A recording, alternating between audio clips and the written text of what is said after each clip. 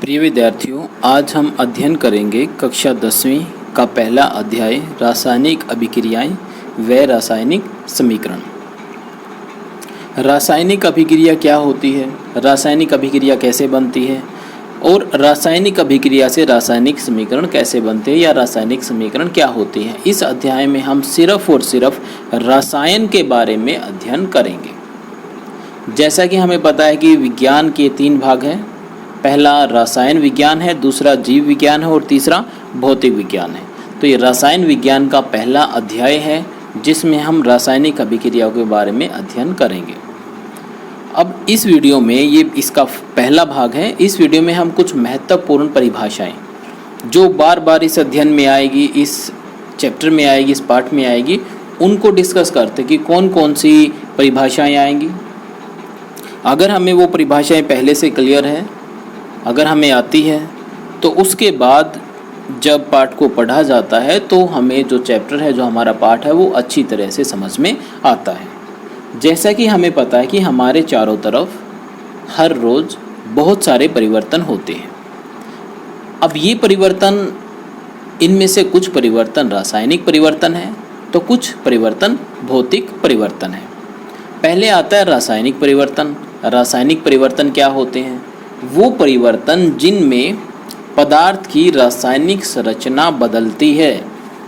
वो परिवर्तन जिसमें पदार्थ की रासायनिक संरचना बदलती है या रासायनिक संगठन बदलता है, उनको हम नाम देते हैं रासायनिक परिवर्तन। अब पहले तो परिभाषा देख लीजिए, रासायनिक परिवर्तन क्या होते हैं। वे परिवर्तन जिनमें पदार्थ के रासायनिक गुणों में परिवर्तन होता है और नए पदार्थ बनते हैं, जैसे लकड़ी का जलना, फल का पकना, दूध का दही में बदलना, ये सब आते हैं रासायनिक परिवर्तन में। अगर हम देखते हैं दूध में, तो पहला उदाहरण बताया है कि लकड़ी का जलना। देखिए इसमें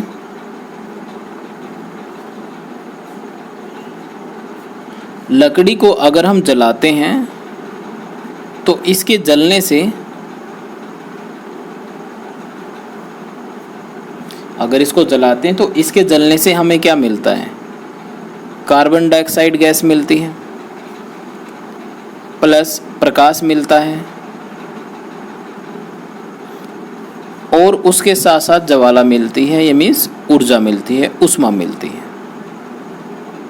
ये हुआ। तो ये परिवर्तन क्या हुआ कि लकड़ी के अंदर अगर हम देखें तो लकड़ी की रासायनिक संरचना, लकड़ी बनी है कार्बन से। अगर इसको हम जलाते हैं तो वायुमंडल में उपस्थित है ऑक्सीजन। तो जो कार्बन है यानी कि जो लकड़ी है, वो ऑक्सीजन के साथ अभिक्रिया करके जलाने पर ये बनाते हैं कार्बन डाइऑक्साइड। मतलब आपने कार्बन लिया और कार्बन किस में बदल गया? Carbon dioxide. तो हम देखेंगे कि इसकी रसायन जो था, इसके अंदर जो कार्बन था, अब वो कार्बन डाइऑक्साइड में बदल चुका है। तो मतलब इसकी रासायनिक संरचना में, रासायनिक संगठन में चेंज आया है, बदलाव आया है। तो ये रासायनिक अभिक्रिया हुई। दूसरा अगर देखते हैं रासायनिक अभिक्रिया, रासायनिक परिवर्तन हुआ। अभिक्रिया बाद में देखेंगे अभिक्रिया क्या होती है। अब आगे आता है कि अगर हम दूध को दही में बदलते हैं, दूध को दही में बदलते हैं, तो ये कौन सा परिवर्तन हुआ? भौतिक परिवर्तन या रासायनिक परिवर्तन? इसमें देखते हैं कि दूध में उपस्थित होता है लैक्टोज, जिसकी वजह से वो मीठा होता है, यानी शर्करा उपस्थित है इसमें।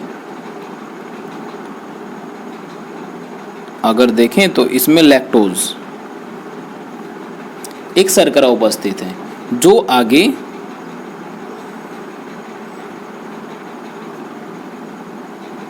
शर्करा ये उपस्थित है।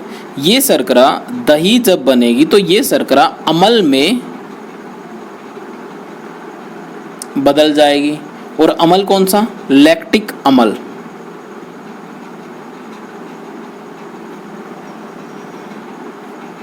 लैक्टिक अम्ल, ये लैक्टिक अम्ल में बदल जाएगी। तो ये क्या हुआ? रासायनिक परिवर्तन हुआ कि इसमें आपने शर्करा ली थी जो अम्ल में बदल चुकी है। तो पहली परिभाषा आती है हमारी रासायनिक परिवर्तन। दूसरी परिभाषा आती है भौतिक परिवर्तन। भौतिक परिवर्तन वे होते हैं जिनमें पदार्थ के भौतिक गुणों में परिवर्तन होता है परंतु कोई नया पदार्थ नहीं बनता। जैसे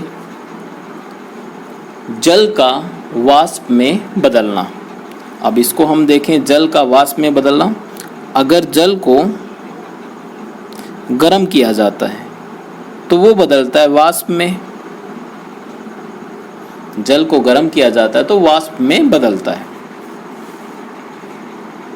तो जल का अगर रासायनिक सूत्र देखें तो जल का रासायनिक सूत्र होता है H2O। ये जल का रासायनिक सूत्र है। और वाष्प का रासायनिक सूत्र देखें तो वो भी होता है H2O।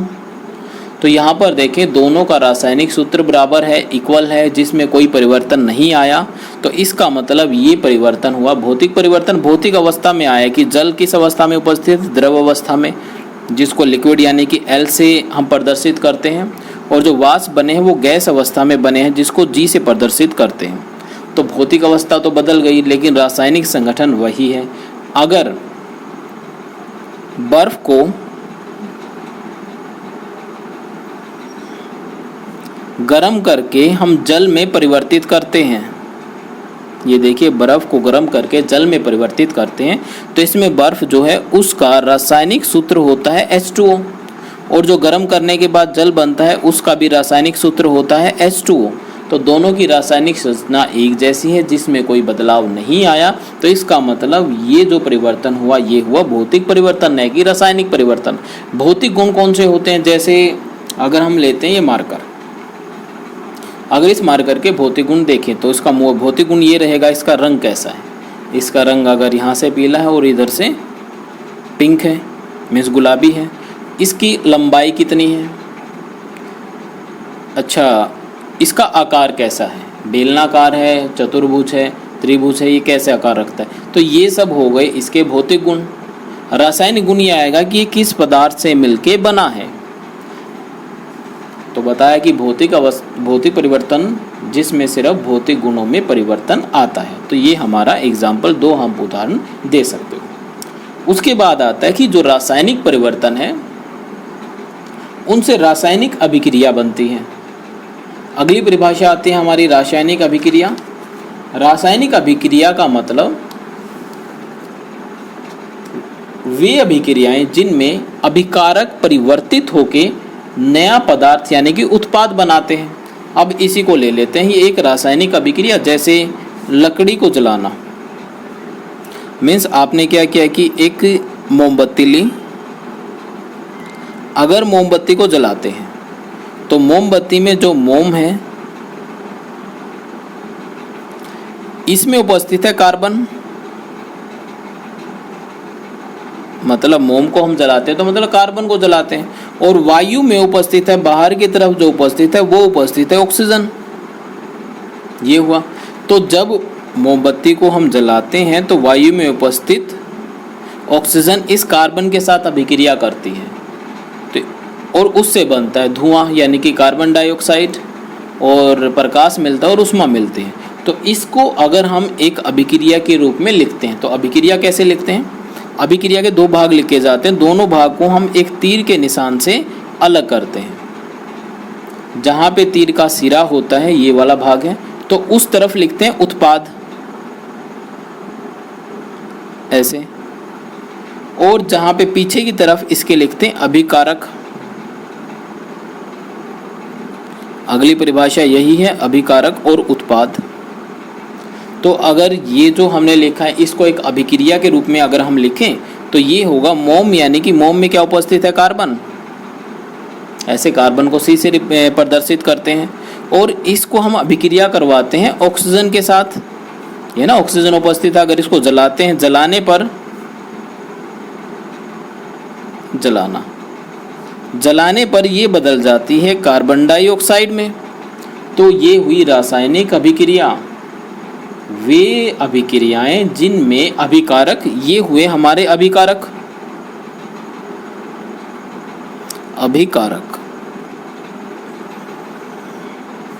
अभिकारक नए पदार्थ बनाते हैं जिन्हें हम उत्पाद कहते हैं। ये हुआ उत्पाद।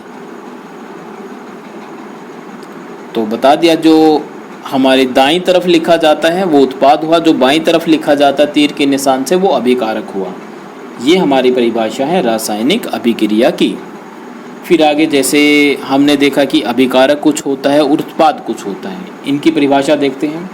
अभिकारक वे पदार्थ जो रासायनिक अभिक्रिया में भाग लेते हैं उन्हें अभिकारक कहते हैं। जैसे भाग किसने लिया, मोमबत्ती यानी कार्बन ने लिया और ऑक्सीजन ने भाग लिया और बना क्या, कार्बन डाइऑक्साइड। तो कार्बन और ऑक्सीजन इस मतलब जो तीर के निशान के बाईं तरफ है वो तो हुए अभिकारक, दाईं तरफ है वो हुए उत्पाद।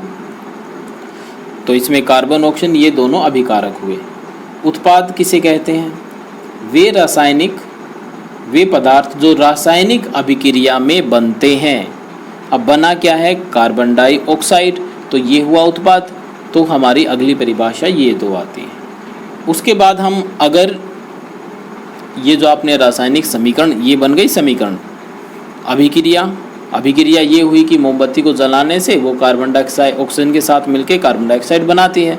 अगर उसको हम लिखते हैं, सूत्र में लिखते हैं, तो वो हुई रासायनिक समीकरण। रासायनिक समीकरण को हम 3 भाग में विभाजित करते हैं। जैसे पहला भाग है शब्द रासायनिक समीकरण, दूसरा भाग है कंकाली या फिर असंतुलित रासायनिक समीकरण और तीसरा भाग है संतुलित रासायनिक समीकरण। तो सबसे पहले शब्द रासायनिक समीकरण को लिखते हैं। शब्द रासायनिक समीकरण में हम ये लिखते हैं कि लकड़ी को वायु की उपस्थिति में जलाने पर वो हमें कार्बन डाइऑक्साइड, प्रकाश और ऊष्मा देती है। तो ये तो हुई अभिक्रिया कि क्या परिवर्तन हुआ, क्या अभिक्रिया हुई। अगर इसको हम लिखते हैं एक शब्द में, जैसे लकड़ी को ऑक्सीजन की उपस्थिति में, तो यहाँ पे आ जाएगा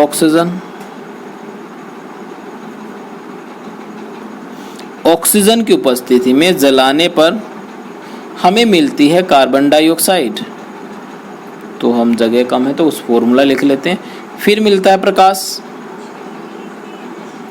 और ऊष्मा मिलती है। ये मिलते हैं कब मिलते हैं, जब इसको जलाते हैं।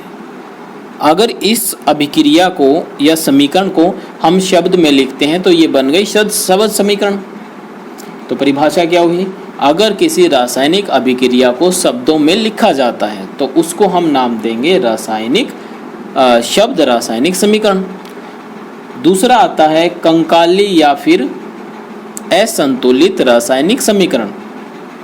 तो इसकी परिभाषा देखिए क्या होती है, वो समीकरण जिसमें अभिकारक में उपस्थित परमाणुओं की संख्या उत्पाद में उपस्थित परमाणुओं की संख्या के बराबर ना हो उसको हम नाम देते हैं असंतुलित, या फिर दूसरा नाम है उसका कंकाली रासायनिक समीकरण। जैसे अब लकड़ी को जलाने पर लकड़ी में क्या उपस्थित है, कार्बन उपस्थित है। इसको अगर ऑक्सीजन की उपस्थिति में जलाते हैं, ये हुआ, तो इसने क्या बनाया, कार्बन डाइऑक्साइड प्लस क्या बनाया, प्रकाश। जलने पर प्रकाश मिलेगा और ऊष्मा मिलेगी, ये मिलेगा। तो इसको हमने लिखा है सूत्र की सहायता से। तो ये अब देखिए, इसमें कार्बन इधर देखें तो कार्बन 1 है, इधर देखें तो कार्बन 1 है, ऑक्सीजन देखें तो ये 2 लिखा हुआ है तो ऑक्सीजन 2 है, तो इधर कार्बन ऑक्सीजन 2 है, तो ये संतुलित हुई। अगर असंतुलित लिखते हैं, जैसे अगर मैग्नीशियम रिबन को हम ऑक्सीजन की उपस्थिति में जलाते हैं तो ये बनाएगा मैग्नीशियम ऑक्साइड, जिसका फॉर्मूला होता है, जिसका सूत्र होता है MgO, ये बनाएगा। अब इसमें देखिए क्या दोनों तरफ परमाणुओं की संख्या बराबर है, Mg यहाँ पर आगे माना जाएगा, अगर कुछ आगे नहीं लिखा तो उसको 1 मान लेंगे। तो Mg कितना हुआ, 1, ऑक्सीजन के नीचे 2 लिखा तो ऑक्सीजन 2 ही, तो इधर देखते हैं Mg कितना है, 1, और ऑक्सीजन भी कितनी है, 1। तो दोनों तरफ अगर देखें तो ये 1 हुआ, ये कितने हुए, 2, और ये पूरा कितना हुआ, 1। तो ये समीकरण हुई असंतुलित, क्योंकि दोनों तरफ परमाणुओं की संख्या बराबर नहीं है। अब इसको बराबर करने के लिए क्या करना पड़ेगा हमें कि Mg के आगे 2 लगा देंगे, तो Mg 2 हुए, ऑक्सीजन 2 ही, तो इधर Mg कितना हुआ 1, तो इसके आगे भी 2 लगा देंगे। तो ये देखिए, तो MgO ये भी कितने हो गए 2, तो ये जो समीकरण बनी है ये बनी है संतुलित समीकरण। तो संतुलित समीकरण की परिभाषा क्या हुई? वो समीकरण जिसमें अभिकारक में उपस्थित परमाणुओं की संख्या, अभिकारक में उपस्थित परमाणुओं की संख्या उत्पाद में उपस्थित परमाणुओं की संख्या के बराबर हो, इसको हम नाम देंगे संतुलित रासायनिक समीकरण।